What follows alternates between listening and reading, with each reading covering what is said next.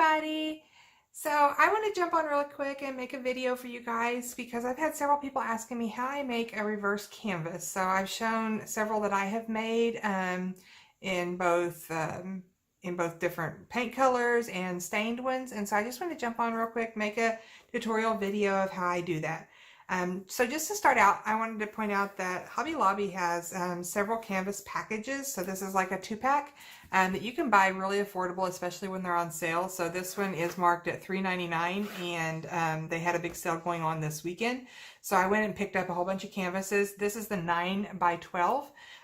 So I thought this was a good size to kind of show you guys what I do and be able to keep everything on frame. So I'm going to go ahead and get started. So we're going to open this up. And I've got several tools here that I use. So I'll kind of walk through what I do. I know you can do these in several different ways. So if you have a different way, feel free to drop a comment below of how you like to make your reverse canvases, and I'll show you how I do mine. Okay, so once you have your canvas, you're going to want to flip it over to the back, and you'll see all of these little staples. And you're just going to want to take like a straight edge or carpenter's knife, and what I like to do is just make a small slit down the side of each one of these. That kind of allows the canvas to tear right up over the edge, and then I come back and remove my staples. You don't have to remove your staples because you're going to cover them up, but probably part of my OCD is what makes me want to go ahead and take those out for a finished product. So I'm going to go ahead and make these cuts. And I'm just laying my blade right next to this and keeping my fingers back. Just be very careful and making a small slit down the side here. So you do want to put a little bit of pressure to get through the canvas, but it's not hard at all. It's pretty easy to do. So I'll go ahead and get the rest of these cut and then jump back here and explain the next step. Okay, so as I'm finishing up here, you'll notice there's an extra staple here that was just from the packaging, so I'm going to take it out as well. And then when you do these corners, sometimes you have to push pretty hard to get through those. And even whenever I go to rip that off, you'll notice that sometimes I have to make that cut again. But I'm going to put this aside and close it so I don't have any issues with cutting myself. And I'm just going to find one corner piece here to get underneath. And sometimes I like to use just a flathead screwdriver to get this started. My fingers underneath. And then you just kind of pull and apply pressure. And these should pop right off. There we go. Okay, so once you get one started, you can see here, I'm going to try to zoom in on this. So, I don't know if you can see, but there's a little slit in the canvas where I made the cut, and then it pops off over the top of the staple here. So I'll go ahead and get the rest of these popped loose. And they come off fairly easy. This is a thicker canvas. There's another brand at Hobby Lobby that has a little bit of a thinner canvas, and they do come off a little better, but I like the frames on these better, so I like to go with these. And this brand is called, I think, Fine Touch. Okay, so I'll go ahead and get the rest of these off and then hop back on here to show you guys the next step. Okay, so just finishing up the last few here. Just about got them all pulled out except for the corners.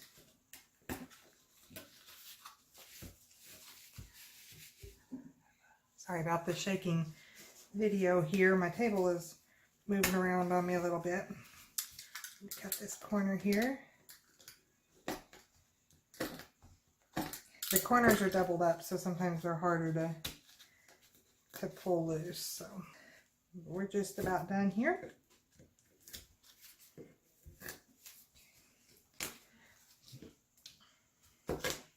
All right, so I've now cut everything loose. You can see I still have all my staples in, but everything's loose, so I can pull the frame out. And if you flip these over, you'll see that you have a really pretty frame. The reason that I like these frames better, the Fine Touch, over the less expensive one, is the other ones have not been put together in the corner with anything other than just a little staple. So when you flip them over, you'll see a staple on the front side and you have to remove that. So sometimes that shows. So I really like these frames better for that. Okay, so we'll move on. And what we're going to do next is I like to go ahead and remove all of my staples from the back. just to clean this up. Again, you're going to be covering this entire surface, so if you don't want to go through and remove all these staples, you do not have to, but I like doing that step. So what I do is I typically take just a flathead screwdriver and kind of pry it under the edge here of the staple and just lift one edge of it up. I don't try to pull the whole thing out with the screwdriver, but I'll come back behind with the needle nose pliers and just pull these out. So I'll go ahead and get these all pried up. So hopefully you guys can see what I'm doing here. I'm just prying one side of each one of these up, so they're sticking up off of the little frame here.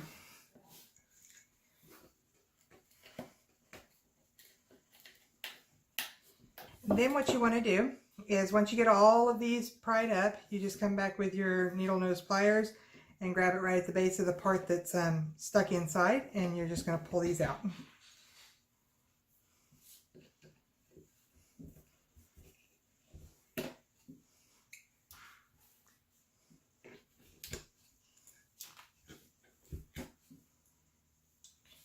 Okay, so I have all my staples at the back, and again, you do not have to do that step. You can just put your canvas over this and not worry about taking the staples out. I just don't like to have to deal with wondering if I'm going to staple into one of those staples and my staple not set correctly, so that's why I pull all mine out. Okay, so the next step of what I would do is I'd set this aside, and you can see on your canvas, I hope you guys can see this, but there's like a line here where it was creased around this. You can use that line as your pattern and just or as your guide and just trim around that entire line with a pair of scissors, or you can lay this inside and take a pin, and I'll go ahead and show how to do that. Just take a pin and trace around if you want a little bit more of a visual line. So I just set it in here. It sits down where it needs to be at pretty much naturally, so you don't have to worry about that. And I just run my pin along the edge. And sometimes I do this, sometimes I don't. I'm mainly doing it right now just so you guys can really see where I'm going to be cutting. But there you have a marked line for where you need to cut at. So we'll go ahead and get this cut out. I like to cut just inside of that line because I know that my pen had a little bit of a large tip on it, so it probably didn't set right up underneath the edge. So I'm going to just cut on just on the inside of that line.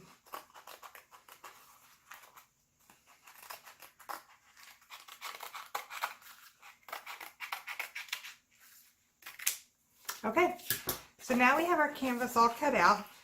So on one side you have the option to do, and I apologize for the shadow, but on one side you have the option to do the white side, which is where you would typically paint on, or you can turn it to the back side, which you have this kind of off-white canvas type look. So you can decide which way you want to do it, but basically you're going to turn your frame upside down, and whichever side you want to show, you're going to put down. So if you want white, you put the white side down and just line this up on the back, or you can do the other direction. So you'll choose which side you want to show, and you can see that by cutting on the inside of that line, none of this is going to show through. In your finished product, you're going to have something that looks like this.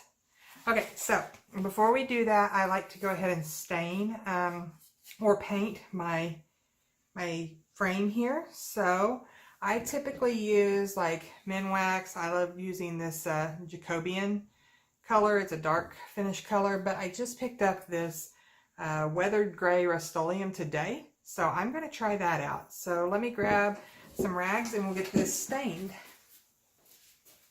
Okay, so I'm just using an old rag. You could use a foam brush or whatever you prefer to do your staining, but I always wear gloves just so I don't have stain all over my hands the next day.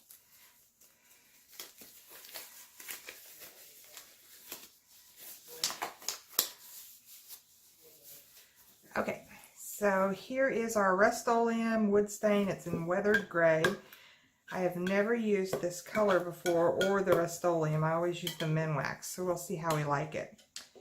And what I found that's easiest to do whenever I'm staining these frames is just pick up some little cups or something that's kind of stable that you can prop it up on, so that it can dry and not get all over your surface. So I picked up these little solo cups that are really short. And they work really well. I've done my kitchen cabinets. I redid all my kitchen cabinets and I used these to prop everything up on. So they have been used a lot. Okay, so I'll get started staining this and hopefully we like how this turns out.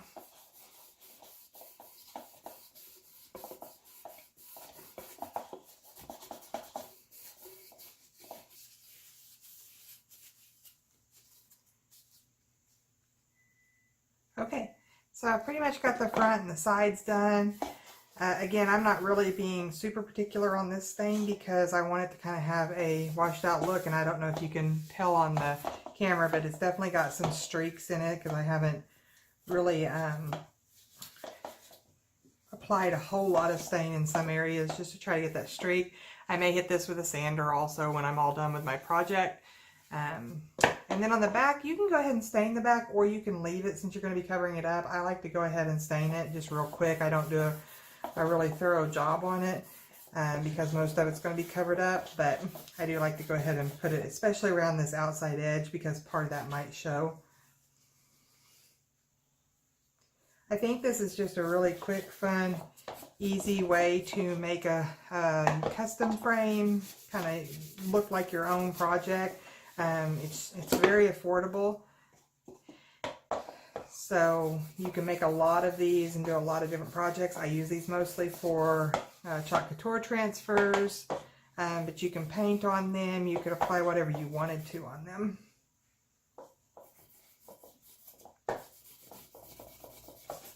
Okay, so that's pretty good. And you notice I didn't really let the front dry or wait or anything like that because you can move pretty quickly and do the whole thing if you put it up on top of these little cups or something similar. So we'll close this up.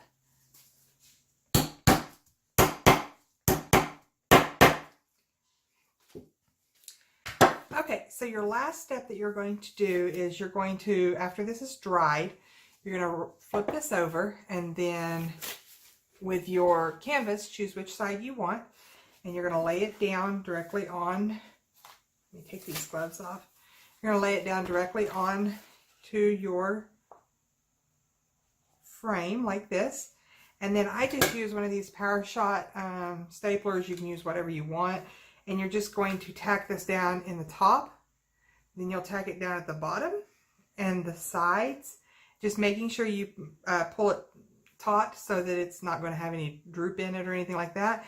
And then once you have that all started on the two sides and the top and the bottom, you can go back and apply additional staples to just make it really secure on the back of the canvas. And when you're all done, I'm not going to do that right now just because I want to let this dry, but when you're completely done, you are going to be left with, let me see if I can keep my fingers from getting stain on them while this is drying. But you'll be left with this as your finished project. So you can apply whatever stencil you want. I'll probably go ahead and put some kind of design on here and give this away as a gift or something like that. But very affordable, very fun, and very easy to do. You can make these canvases. If I wasn't recording a video, I could probably have these canvases done in under 10 minutes for each one of them. So I hope you guys have enjoyed. If you have any questions, drop a comment below, and don't forget to subscribe to our channel and hit the like button. Thank you guys.